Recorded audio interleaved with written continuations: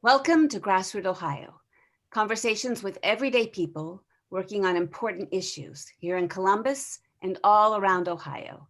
I'm Carolyn Harding, and today I'm talking with Kiara Yakita, Brynette Turner, and Jessica Smiley, activists and founders of the Black Liberation Movement in Central Ohio.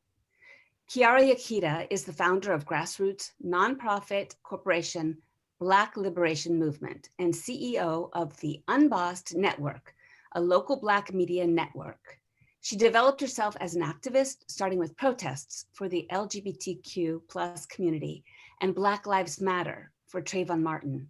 She fights for Black liberation through frontline activism, protesting, community outreach, anti-racism education, speeches, and community events. Kiara spreads a message of equality, unity, justice, and the eradication of racism and hate. Jessica Smiley, grassroots organizer and activist for over 10 years, is a Black lesbian and mother to a 13-year-old daughter.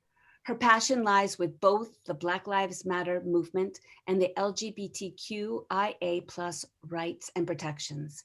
She was a distributed national organizer of the Women's March, helping women nationwide become community organizers for equality and to defeat Trump in 2020. She organized rallies at Goodell Park and the Ohio State House, submitted written testimonies for and attended virtual city council meetings to voice her support for legislation to end no-knock warrants, to form citizens review boards, to demilitarize the Columbus Police Department, and to address the Columbus Police Department presence in our schools. Jess was a field volunteer for Obama's 2 presidential campaigns and for Bernie 2020. Brynette Turner, Ohio native, Columbus resident, is an author and retired federal employee who has also been a community advocate, political activist, and organizer of a variety of community events. Whether working on political campaigns, registering and educating voters, lobbying politicians, or actively protesting against social injustices and human rights violations, Brynette has been driven by a deep love for people, democracy, and the ideal of equal opportunity. She fully believes this country has the ability to live up to its promises to all people and its responsibility to be good stewards of this land and its many resources. Columbus, Ohio is an epicenter for police violence on people of color. Families and communities are heartbroken, devastated from the recent murders of Casey Goodson and Andre Hill. The Columbus police chief has been demoted. Officer Coy has been indicted. A new chief will be hired, and the newly won Citizen Review Board will be formed. It's been an intense 6 months since our first conversation. And in your perspective, what is the foremost in the hearts and minds of Central Ohio Black Lives Matters, Black Liberation Movement activists? Let's start with you, Brynette. Well, from the feedback that I've been getting, most people are very interested in the reforms that are happening with the police department and with the commissions inside of the local neighborhoods.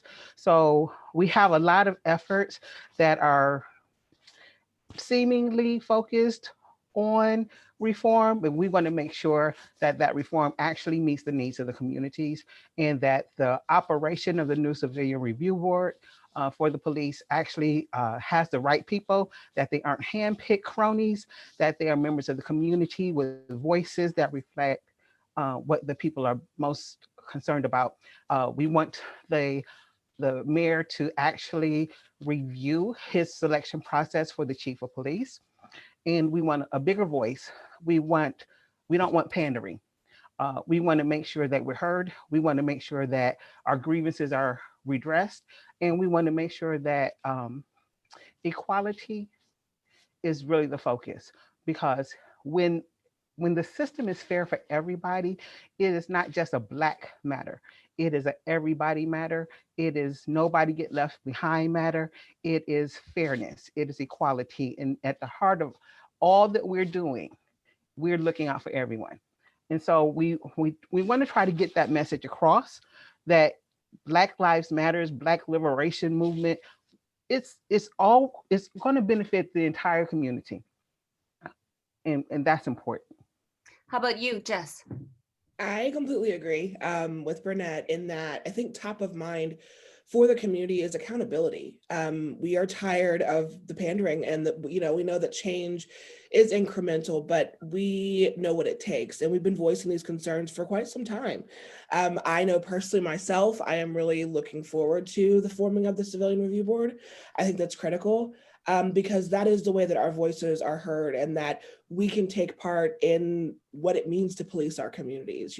I think it's well beyond time that our police forces can start to listen to us, and we can't talk about unity or building the bridges and building connections between those communities, whether it's the policing community and the Black community, if we don't begin to have those conversations and be given the space and the seat at the table to address policy, to address what we think will be impactful for us. So that's something that's top of mind myself. And I think for a lot of us is accountability. We have seen the last few months, especially with the murders of Andre Hill and Casey Goodson, it has been one thing after another, it seems. And I think that we're well beyond, that the burst we saw during the summer. Now we're really taking that and ready to force the change that needs to happen. So You, Brynette. I'm sorry, Kiara. Um, Kiara, let me go to Kiara. Sorry, Brynette. okay. Go ahead. I would say at this point, myself and a lot of the community, we are waiting for them to put action behind words, because we saw over the summer at the funerals of these individuals that were killed, all our elected officials, our city leaders get on the podium, get on the microphone, make all these moving, powerful speeches, but we need action behind those speeches. We need to see legislation. We need the Civilian Review Board up and running. We need convictions. We need the killer cops found guilty. We need them to be sentenced with maximum sentences. I don't care how many speeches you give and how wonderful that speech was. Politicians tend to be good at giving speeches. What I care about is that these officers go to jail for executing innocent, unarmed Black people. Well, talking about that, the Officer Coy was indicted, and then he had a bail of $3 million, and then they reduced it to $1 million. What's going on with that? That was a strategic move. They knew that they could fundraise the amount for the 1 million instead of the 3 million, because you only have to pay a percentage. You don't have to pay the full thing. So they went for that reduction, and it was granted so that he could afford to get out of jail. Now, mind you, think about how many people of color are overcrowding these jails, because not only do they not have their bonds reduced, with good reason too, they have good reason to have them reduced, but they aren't even given the opportunity to request one, and their public defenders aren't educating them about that process. And a public defender is not going to get a successful bond reduction most of the time. And so think about all those people of color who have lost their jobs, who have lost their homes, whose children are being put into foster care because they don't get the luxury of having a bond reduction. Or think of all the luxuries that we have seen white criminals get in the media lately. You have the Buffalo guy that invaded the Capitol who gets a special vegan diet, and when we had a Black man who died of thirst because the COs would not give him water.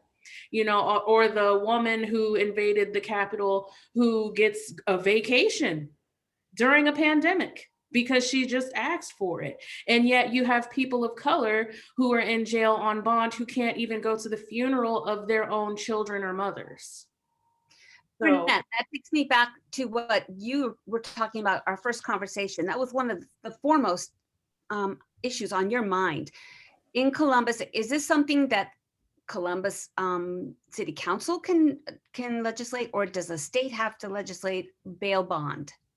Each city can legislate bail bond, and we do see that happening nationwide, where we have county prosecutors and city prosecutors actually taking positions that they will not charge people to remain in jail while they are awaiting their hearings. So this is something that we definitely can address locally. We can address on a countywide basis. We can address on a statewide basis. There is absolutely no reason that a person should be sitting in jail awaiting trial. Even some of them are awaiting being charged. And we have people who are sitting in jail for years, literally, and they haven't even been charged. They haven't been convicted. They haven't had their day in court. They simply are too poor to go home. That is a human rights violation in my view. That is criminal. That is exploitation on the part of the system, because they only do that to poor people. People who don't have privilege get to go home. People who know lawyers get to go home. People who need public defenders get to stay in jail. That's not equality for all. That is not fair treatment, equal treatment under the law. That is not due process that is granted to everyone equally. And so we can address these things locally. And we have organizations that are actively pursuing these issues. They just need more people aware, and they need more participants. They need more donations so that they can lobby these politicians. But what we really need, we need to get politicians who don't have these views out of office. We need people to run for positions. We need to replace folks who don't care about our communities. And this is not a Black issue again. This affects disproportionately people of color. So when I say that, I mean it's a Hispanic issue. It's an immigrant issue. It is a Black American issue. It is an Asian issue. It is a poor white people issue too, right? Because it's a poverty issue. And anyone who has been caught in the traps that were set to maintain the American caste system, which is not exclusively going to keep Black people at the bottom, okay? They're going to be trapped in this bail bond situation because they're also trapped in poverty. They're also trapped in marginalization. Can you give me some names of organizations that are actually working on bail bonds so people can look them up? I don't have that off the tip of my head. I do know that one person who's working on prison reform is Gary Witt. So that's someone who can give you a better input into that fight. How about people that are running for city council? Are there any people that are running for city council that do have this issue foremost? I have not actually spoken with anyone who's running for city council, so I can't comment on what their positions are on any specific issues. So that's important to get that information clear so voters in Columbus can support a candidate who supports lowering bail bonds or getting rid of it. Definitely. One of the biggest problems is people don't think about this issue because it doesn't touch them. Most people are not lawbreakers, or they don't perceive themselves as lawbreakers. What they don't understand is that you can be arrested and you not be a lawbreaker. And you can wind up in the system and have done absolutely nothing wrong. And then at that point, you'll see just how unfair it is. What we need to do is educate people so that they will ask the right questions when we have these candidate forums.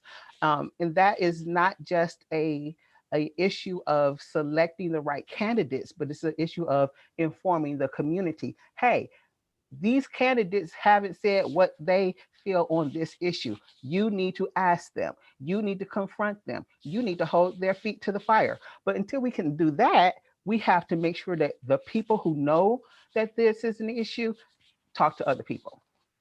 Okay, this is Carolyn Harding with GrassRoot Ohio. Today I'm talking with Brynette Turner, Jessica Smiley, and Kiara Yakita, all leaders in the Black Lives Matters movement in Central Ohio. Kiara, what in your group what's your take about the firing of Quinlan and the possibility of a new police chief? So and to answer your question earlier regarding pretrial justice, there is an organization called Pretrial Justice Institute. They are working to completely abolish the cash bail system.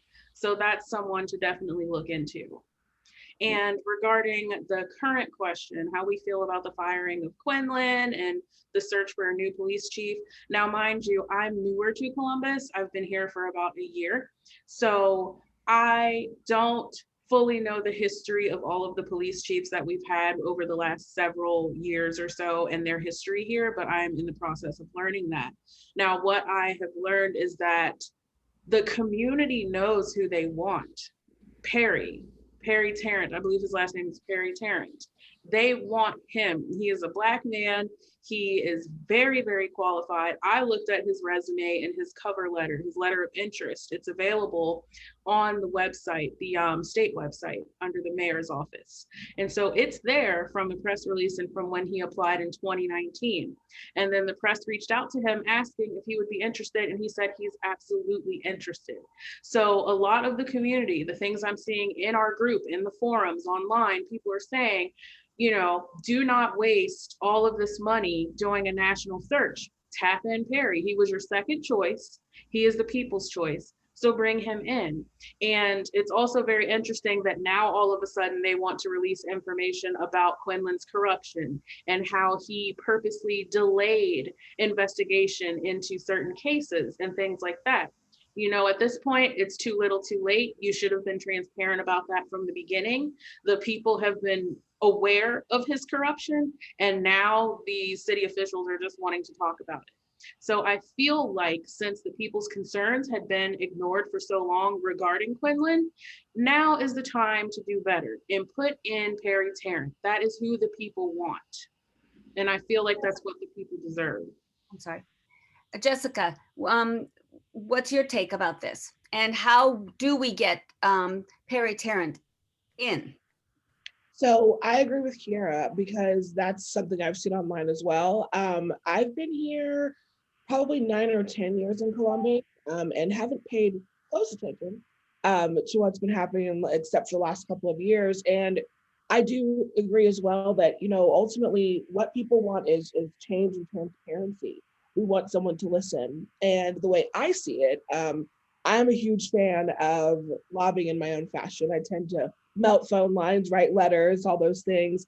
That's one of the best ways that folks can express, you know, their distrust for the system or their, you know, their choice for who will be our next police chief, because that's something, two things that I think that it speaks volumes that they're willing to question when there is well qualified, probably even overqualified talent here. People who want the job, right? And people who want it and are doing it in good faith, we as the people, that's what we should want. We don't want someone from the outside, you know, even they may be qualified too, but the way I see it is if you have someone who's here, who's willing and who's already expressed the interest and the community has spoken for the most part, it's again, well beyond time that our lawmakers and elected officials start listening to our voices. This is what it means. You can have a civilian review board, but we need to go beyond that. We the people need to have a say in who police our communities and who leads our communities.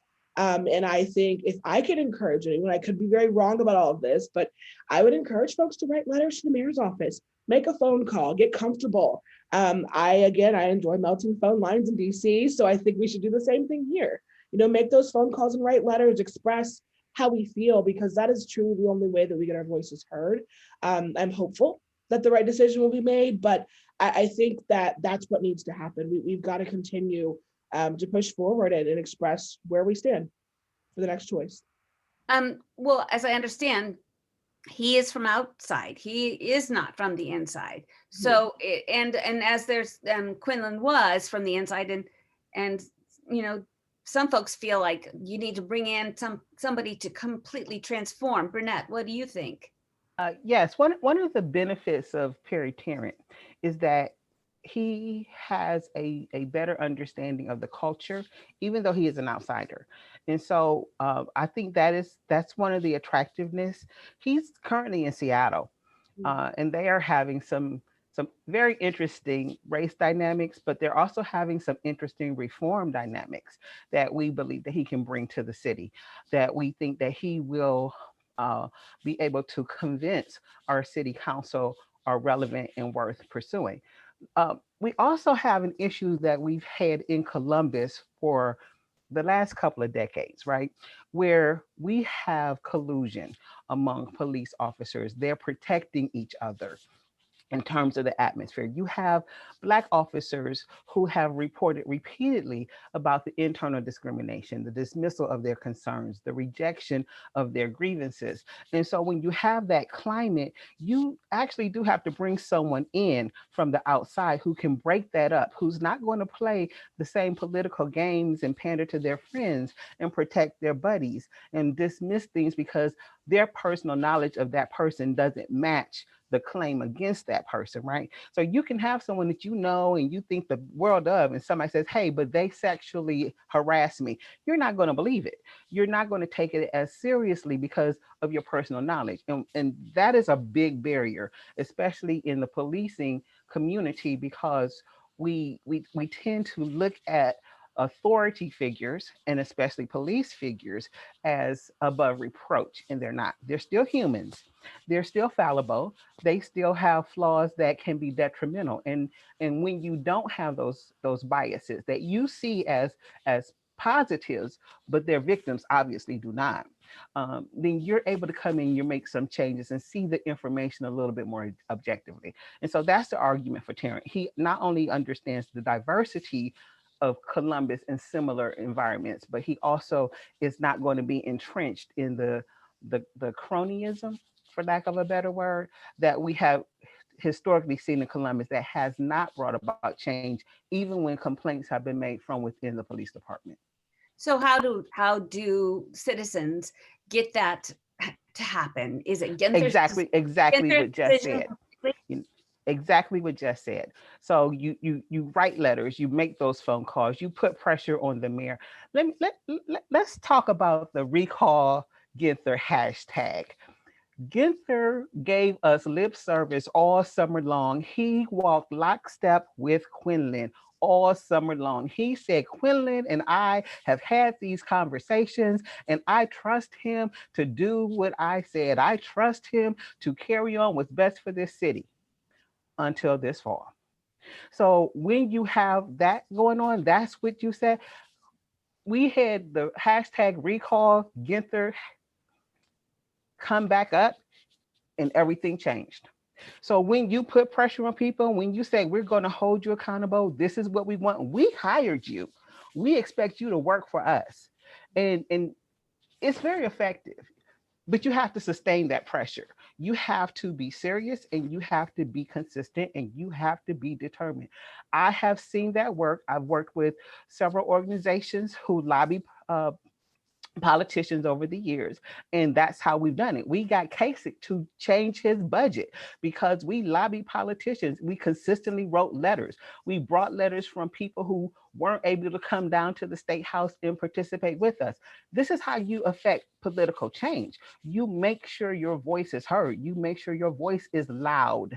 And when I say loud, I don't necessarily mean scream, but I mean overwhelming. Okay, so exactly what Jessica said. You call, you write, you tweet, you text, you use those hashtags because they do monitor social media, right? You do everything you can to show what you want. Excellent. Kiara, what is your take of how to get the police chief that you want? And is Ginther someone you all, the community feels is working for the Black lives? So I agree with what's been said, that we need to apply that pressure and we need to create that communication stating what we want. The people know who they want. And it isn't enough to just say that in comments on Facebook posts. When people share articles about Quinlan, it's not enough to just comment, we need Perry Tarrant. We need to let that fact be known. We need to have events. I was thinking of through Black Liberation Movement to hold a virtual webinar like I did before, how I advocated for issue 2. We had that meeting. I told everybody about it. I had people from the work group on the call. We educated everyone and we put them to action. And so that's what's going to have to happen again, is that we're going to have to, as a community, educate the people on what options there are and tell them how to demand that action. Because at this point, we have been failed. We have 2 active murder cases, one from the sheriff's department, one from the Columbus Division of Police. So at this point, they need to listen to the people and what the people want. And I feel like bringing him in, with him being in a more progressive state right now, seeing the reforms, seeing the changes, he can bring that perspective to the table. You know, I feel like perhaps somebody from within Ohio might not be a good idea just because of the severed relationships, the trauma that has been done. You know, there are Black officers in the force right now who feel like they can't even properly escalate the racism that they deal with. So therefore, how can we trust that someone from Ohio, whether they're an anti-racist white person or they're a person of color, is going to be able to be as effective as they want to be when in this environment here on the ground, they can't even successfully and effectively fight racism from within the force. So people need to let it be known, and we community leaders need to educate people. And it doesn't just stop at Quinlan and his replacement, doesn't just stop at the chief of police. We need to make sure to hold the entire force accountable, weed out the problematic individuals, and replace them any way necessary, by any means necessary. I'd like to give you each a minute to just really let folks know what is your most important issue that and how we can deal with it directly. Let's start with you, Jessica. Okay. So I am huge on policy. I'm a bit of a political nerd. So in my mind, policy change is where it's at. I know that there are a lot of things we could tackle that go well beyond policing. We have had conversations, Kiara and myself and a couple others, about feeding our communities and taking care of folks during the pandemic. We know that when we say Black Lives Matter, it doesn't just start with police brutality, it doesn't end there. We've got to be in service to others in our community. We know lots of folks are struggling. So right now, my focus has been really watching what the Congress is doing with the COVID bill, and also keeping my eyes on the ground here locally to see what we can do to help folks out. That's where my heart is lying right now. So in the fight for Black liberation, I think we must continue to tie in taking care of our community and keeping our eyes on what's happening politically so we can educate folks and then make impacts politically there as well. And there is an event, right, to feed community members on Valentine's Day. Can you tell folks a little bit about that? Kiara, you may have all the details memorized, right? As far as Sunday, I know that. To you, Kiara, why don't you go ahead and tell us about what's on your mind, and then give us a little bit of information about that event. So what's on my mind, Columbus is extremely dangerous right now, especially for people of color. And I am not just talking about from the police. There are murders out of control in our city right now, and it is a crisis. And those murders are disproportionately occurring with Black people. So this is a crisis, and this needs to be worked on. I understand that at the core, you know, Black Lives Matter that we all had been protesting for months is more focused on the police brutality and murders, but that's why we are Black Liberation Movement. We give ourselves that freedom to focus on multiple aspects. We are trying to identify the causes of all of these murders, trying to identify what can be done, what kind of panacea can we offer, what can we do?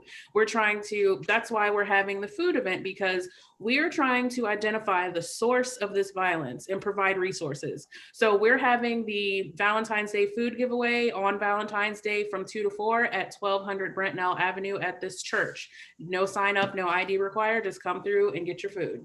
Thank you. Real quick, Brynette, tell the folks what you want them to do. Okay, my biggest passion is anti-racism. So I work that from the political side, but I also work that from the human side, because until people understand that you're activist exactly where you are, whether that's in your community, whether that's in your job, whether that's in your family, you have power that you can exercise to identify and break down barriers. And we can make so much progress exponentially faster than we're making it, not just as a Black community, but as a city and as a state. So that's what I want people to understand. All right, women, I hope we'll have an update with you in a couple months. More power to all of us, and thank you for your advocacy and work for our community. Thank you, Carolyn. Thanks for having us. In addition to our Friday 5 p.m. broadcast on WGRN.org, GrassRoot Ohio will now air on Sundays at 2 p.m. at WCRSFM.org, Columbus, and at 4 p.m. on WEJP-LP in Wheeling, Moundsville, West Virginia. You can also find us on SoundCloud, Apple Podcast, Spotify, YouTube, Facebook, and Instagram. Thanks for joining us.